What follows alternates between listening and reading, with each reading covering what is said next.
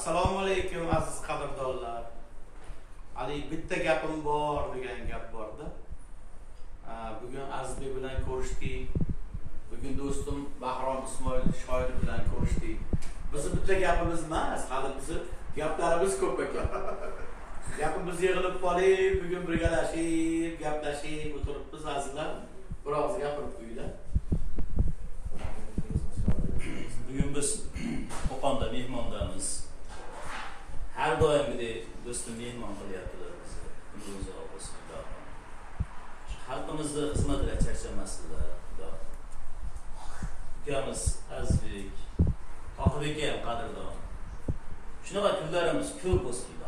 Ustozimizga ham katta rahmat.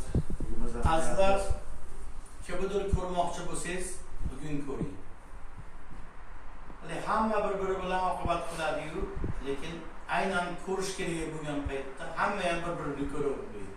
Bugun biz bir-birimizni ko'ryapmiz, bir-birimizni yo'qladik. Azizbek, Bahrom Ismoil do'stim bilan biz bir-birimizni ko'rdik. Bizdan o'rganing xullas. Assalomu alaykum.